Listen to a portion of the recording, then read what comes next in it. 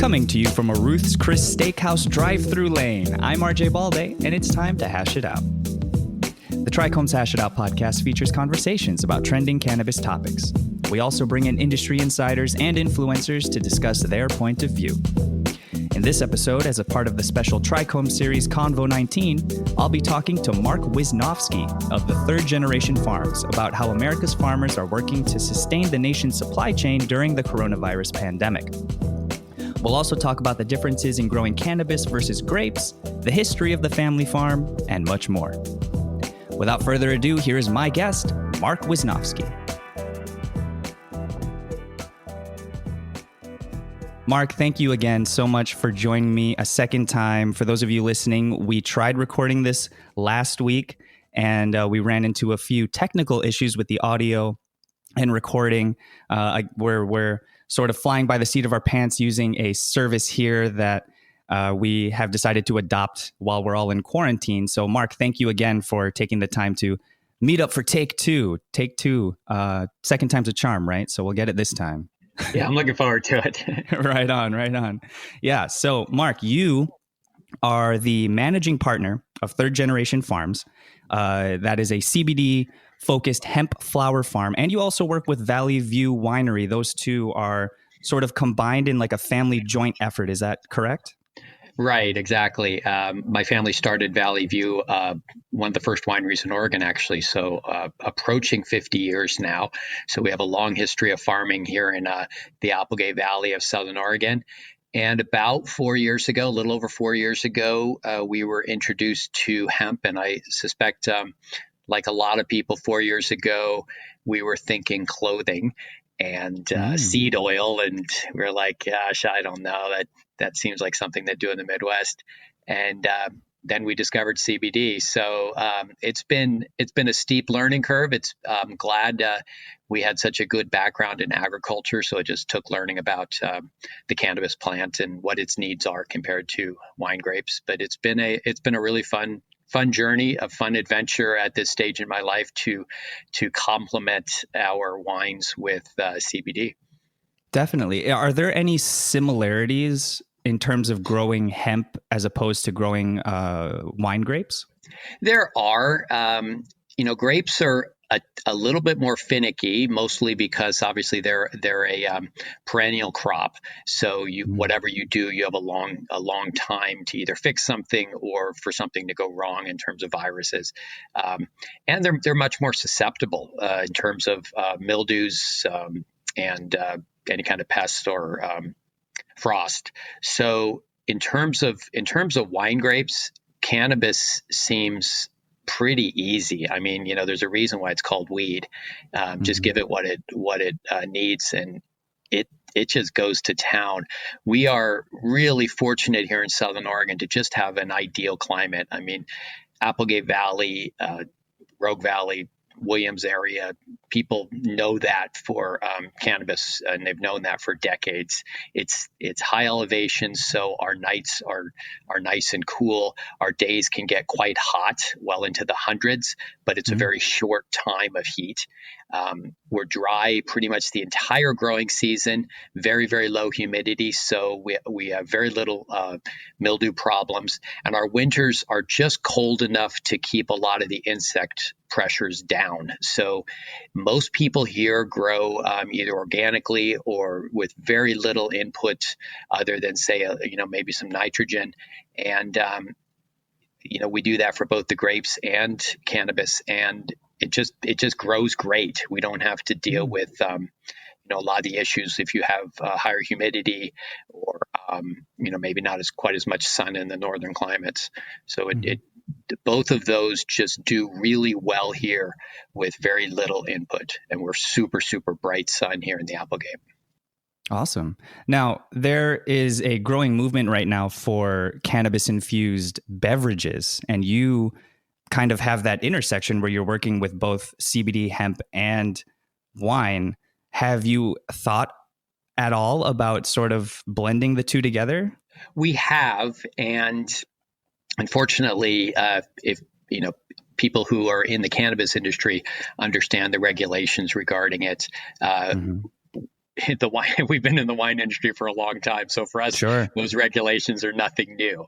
So Yeah. it's another way that it was relatively easy for us to step into an area that's regulated both locally, state, and federally. So and quite frankly, a lot of gray areas. Mhm. When CBD became online 4 years ago, it was not entirely clear what you could do in terms of interstate shipping. So the rules were, people would say, "Well, is it legal?" And I'd say, "Well, it's not that simple. There's no clear answer whether it is or not, and whether you can send it, or they allowed the states to operate under sort of research purposes. Now with the two farm bills signed, Mhm. it's much clearer. It's a much easier path. Certainly, there's going to be states that will be doing different things. In terms of alcohol, the TTB, who federally regulates the alcohol business, has been pretty clear. They don't want to see any CBD at this point. Oh. They're sort of waiting for the FDA, like everybody is waiting for the FDA to really just make a decision and allow CBD to be used as a supplement, to be used as in beverages. Quite frankly, that's just been a massive roadblock to this Mm. whole industry moving forward and realizing the potential of where it could be. There's so many players on the sidelines, big companies that are really conservative in the sense that they don't want any gray area. Their legal departments say it's got to be 100% legal. And Mm. that's who is going to be the big players to suck up a lot of the supply of CBD extract. And right now it's kind of stopped. It's sort of, it's almost like the virus. It just stopped everything. And, there's certainly a lot of new companies, less known companies, sort of around the edges. But, we need somebody like Philip Morris and Coke and Hmm. Pepsi and Nestle and, people who have huge distribution networks, both nationally and internationally, Mhm. to start putting out products, Procter & Gamble, Kraft, things like that. And I'm sure that, from my understanding, is that virtually every consumer beverage company, food company, is is aware of CBD and looking at how they can implement it into their products, but they just can't. We're just all sort of waiting. We're all waiting and hoping.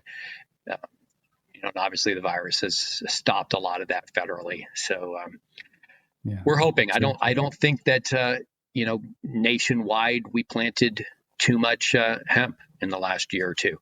I think the Mm. demand has just been artificially constrained. Wow, really? And speaking of being in the wine industry for a long time, that is almost sort of an understatement, because your father opened the first licensed winery post prohibition, which goes by the same name. It still goes by Valley View. Is that right? It does. It does. And interestingly, sort of like the same thing when we were really one of the very first to start growing CBD as well 4 years ago. When my dad went to go to the county to get a permit for the winery, there was no permit. There was no process. There's only 8 wineries in Oregon. And the county Yeah. pretty much said, well, I guess you just go ahead and do it. We don't have any mechanism to give you a winery permit yet. So we've always operated our winery now 45 years now, Yeah. grandfathered in with no permit. And sort of the same thing with CBD in the beginning when everybody first started.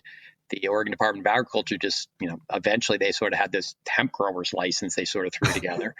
No way. But beyond that, it was sort of, okay, I guess there's no reason you can't do it. The feds say you can do it. So, Uh-huh.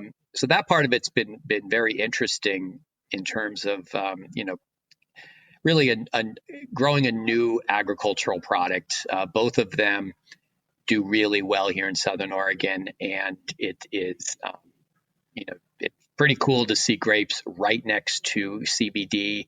And Mhm. one of the big advantages we had is, you know, I never grew a cannabis plant until 4 years ago, and I grew 23,000 the first year. And last year we grew almost 70,000. So it can be very overwhelming, especially because,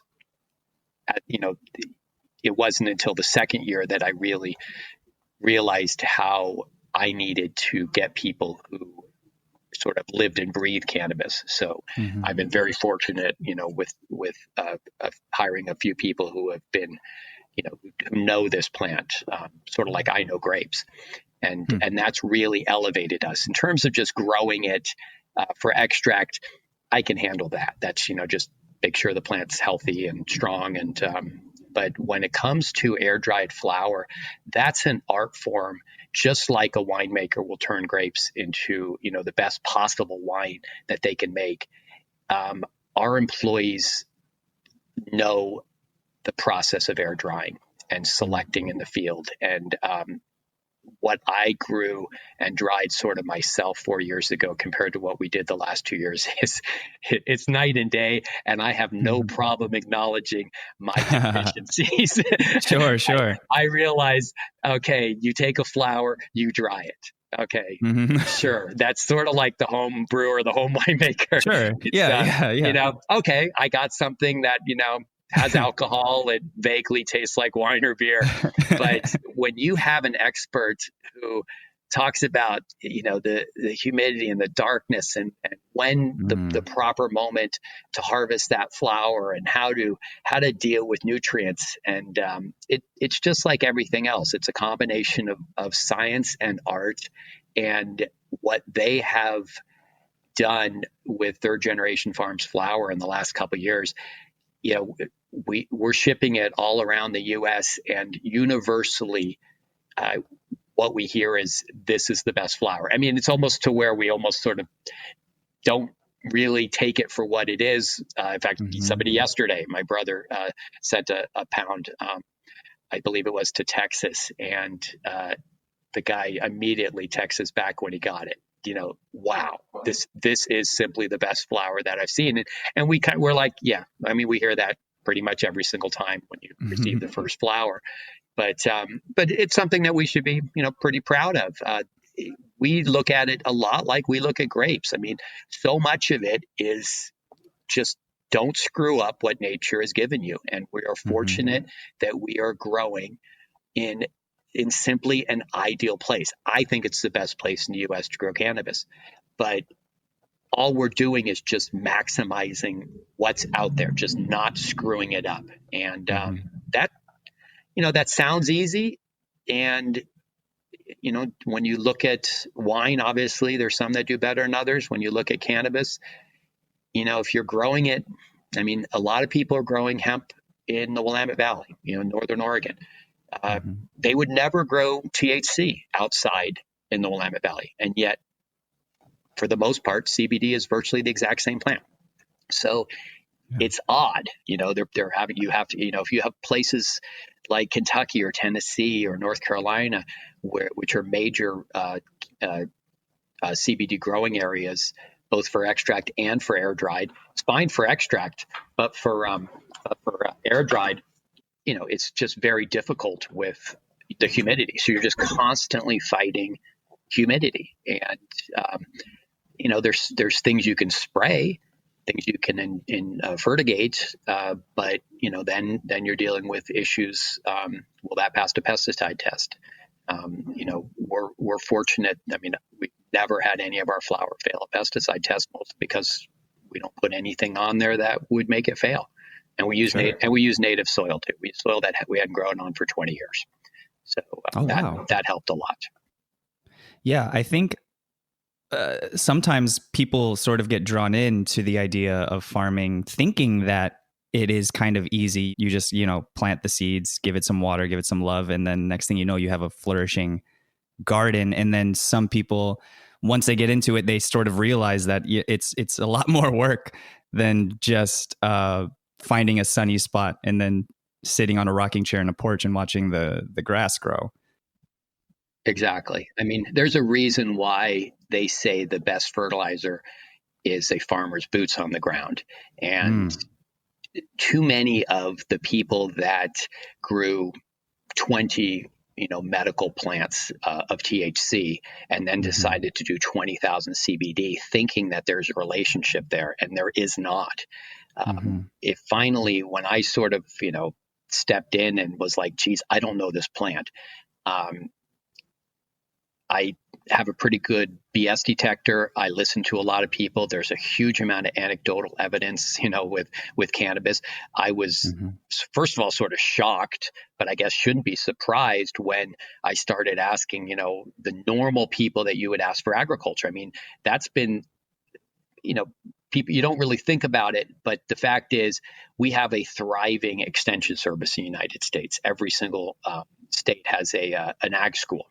And we have the USDA, every state Department of Agriculture. Those agencies exist to help farmers. So if you have an issue with soybeans or cotton or corn or wheat or potatoes or grapes or anything, there are experts who will help you. There are labs which will analyze any kind of pest problems. When it comes to cannabis, I mean, it's now starting with CBD, but with THC, there's nothing. And it's all brand new. And so many of the extension services have been very hesitant because they're federally funded. So it's late to the game in terms of nutrients, in terms of water, in terms of pest management. All that, to a certain extent, was anecdotal evidence, which I would say maybe a third, maybe half was probably accurate. Sure.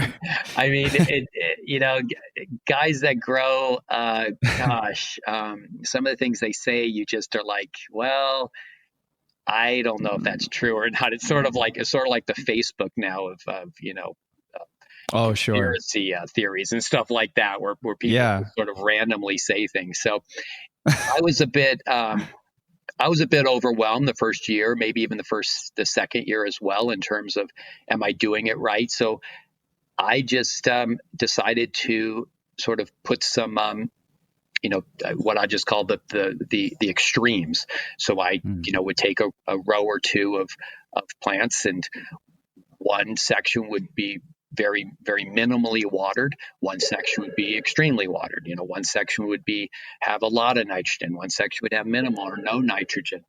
And so I got to see the extremes. And what I realized was, for the most part, they take quite a bit more water than you think, and quite a bit more nitrogen than you think. It was actually difficult to put too much nitrogen on. The nitrogen extremes that that we were seeing were pretty high. Not that you just should waste nitrogen, because it doesn't. You end up with a 12-foot plant, and although people love to send pictures of 12 and 14 foot, I listen to people who have grown for 40 plus years in this area. And you get a lot of knowledge from sort of the old timers. And one of them told me years ago, which I didn't really appreciate until I grew, you're not growing a plant, you're growing a flower. And that is really good advice. It sure is nice to show people a 10 or 12-foot plant, but at the end of those stalks is sort of the pot of gold at the end of the rainbow. It's the flower that you're looking for. And sometimes the more veg stage, the more time that it took to get that plant so tall, decreases the amount of time that flower has a chance to develop. And you start pushing into October or possibly November. And you do not want to be pushing into the second half of October or at all into November. I mean, I don't care where you are, you're dealing with weather issues. And this is not, everything pretty much is a bell curve. There's a peak. And, the longer you let that crop sit, almost without exception, it doesn't get always better. The grapes just get dehydrated. They don't get sweeter.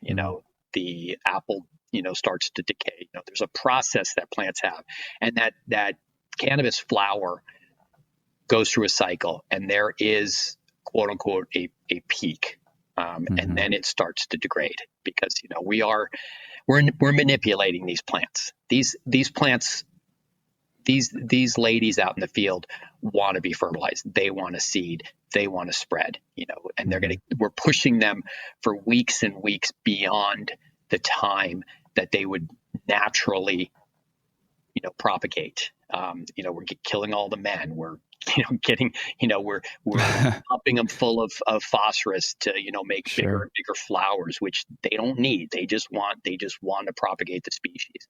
So we you have to be aware that we're going against their natural grain in a sense, and you can't just keep thinking that you're going to get something better. There is a peak there. Yeah. That everything is just like the name of this, where the trichomes are right in a sense. Definitely. Yeah. A 12-foot cannabis plant definitely looks good on the gram, but it's not, it's quality over quantity, I would say. Sometimes bigger isn't always better. Exactly. And we're dealing with that as well on the final stage, which is there's some really interesting things in cannabis. And because so much of the wine industry is sort of based on BS, probably 50 to 60%. In cannabis, it approaches 90%. I mean, at the end of the day, it's what's in the glass. It's not what's on the label in terms of wine. And at the end of the day, if you choose to smoke it or vape it, it's what's in your device. And typically that's been ground. And that's a small, you grind it up, you put it in whatever, whether you're smoking it, vaping it, whatever. But yet, what are people looking for? Almost invariably male, and as opposed to female, the largest buds they can possibly find. Even though, what are you going to do with them? You're going to grind them up. And your, sort of weight, flower weight or usable weight is smaller on those larger buds because you have a larger stem section to deal with. But yet everybody wants the biggest buds possible, whereas in reality, sort of the filet mignon of cannabis are the small buds. There's very little waste. You're going to end up grinding it. And the fact is, dollar for dollar, they're the best value. So it's almost sort of funny when you look at this and you say, guys, you got this all backwards. And I swear it's a guy thing. When we open up a big box for a buyer and it happens to be a guy, he always reaches for the biggest bud. When we have female buyers or brokers, they don't seem to care as much. Right. And it's kind of like, all our buyers want big buds. It's like, really? Is it just because there's this image out there that everybody wants big buds? I mean, we kind of need to break free of this, the bigger buds better. When you end up grinding it up, what do? You break apart the flower, you put it in a grinder. And the smaller the bud, the more, the more usable amount of flower as opposed to stem weight you have. Plus, if you end up having seeds, you can typically knock more of the seeds off with smaller buds. So that's something I think needs to maybe be a bit more, challenged in the industry. And then, of course, the second thing, which really bugs me, is the whole indoor versus sun grown. Which we talked about that last time. Right. I mean, in an industry with a group of people who almost universally, people who consume cannabis, especially if they consume by vapors or smoke, air dried, are generally much more concerned about what goes into their body, which we all should be, and what environmental impact that product has. And in almost everything, we shop at farmers markets. We like to, know where our eggs come from, things like that. And yet when it comes to cannabis, THC or CBD, there's this strange fixation with wanting indoor because for 12 months of the year, that flower looks exactly the same. Just like if you go to the grocery store and that tomato looks exactly the same, or that red delicious apple looks exactly the same. Well, that was designed to look that way. God knows it wasn't designed to taste that way. That red delicious apple is the worst apple in the entire store. And that tomato that's gorgeous and red and round that you get in January is the worst tomato you've ever had in your life. Sure. And the heirloom tomato, which is gnarly and ugly that you get at the farmer's market, is incredible. And that's Mm-hmm. because it's not manipulated. It's grown in actual soil. It's grown with a sun, not some artificial light that's produced by coal or oil or something like that. And Mm-hmm. because it's outside, you have just a much more natural environment, and you don't have as many problems. I mean, there's obviously a lot of THC growers in Southern Oregon. Many of them want to get more than one crop, so they might grow indoors or in hoop houses, extend the season. And as I've gotten more into learning about that process, it's amazing how many issues you have greater growing indoors and in a greenhouse. Any kind of pest problem, any kind of Mm-hmm. mildew problem or mold problem, it just, when you have a warm, moist environment, it just thrives. Um, Hmm. Outdoors, it just, well, just look at the virus. I mean, the same type of thing with COVID-19. I mean, sunlight is a great disinfectant, Sure. and these plants just thrive. We don't have to look at what spectrum light they get. They have the sun. We don't Yeah. have to, manipulate what type of nutrients they have. The soil is great. We're in the process this week of disking in our winter cover crop, which is oats and peas, and it Hmm. was it's a great source of nitrogen. It's a great source of organic matter, and we'll test again, and we'll supplement here and there with a little bit of fertilizer, but for the most part, it's already there. We don't have to do much about it. So that's the best type of agriculture, is where it's grown in the best place with minimum input. And Mm-hmm. I think eventually we sort of need to get out to people that sun-dried flower, whether it's THC or CBD, it might be a little darker. It Mm-hmm. might be a little gnarlier, just like that heirloom tomato, but it's going to smoke the best. It's going to taste the best. It's going to be the most natural, and it's Totally. going to be what's best for everybody concerned, for the land and for your own body. So I'm hoping that, and obviously don't just always grab the biggest buds. It just, at the end of the day, it doesn't mean it's any better. If anything, it just means you're paying a premium because Yeah. guys want bigger buds. No doubt. Yeah, yeah, definitely. If there's one thing to take away for those of you listening, it's don't be fooled by the big buds, all right? It's Right. quality over quantity. That's Exactly. the lesson of today. So, I want to talk briefly about this before we go here. So, you mentioned earlier that through third generation farms you ship nationally, and also through Valley View Winery, you've been able to craft, business relationships with some very large players, including Costco as a national and global client. So, from a supply chain perspective in both the wine and cannabis industries, what are you hearing from companies as they deal with how the coronavirus pandemic has affected the economy? And as of now, are you seeing any signs of good news yet?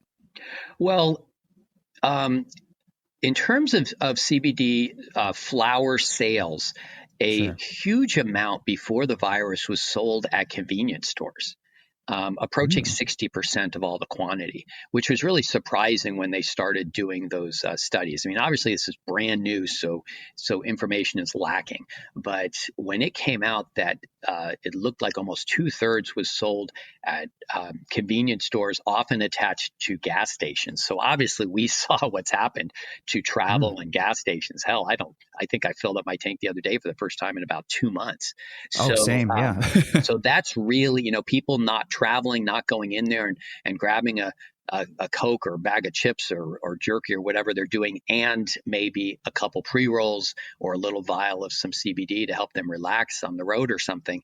Um, Hmm. that took a big hit, and people then were looking for alternative ways to get flour. So one of the companies that we have partnered with is called Plain Jane.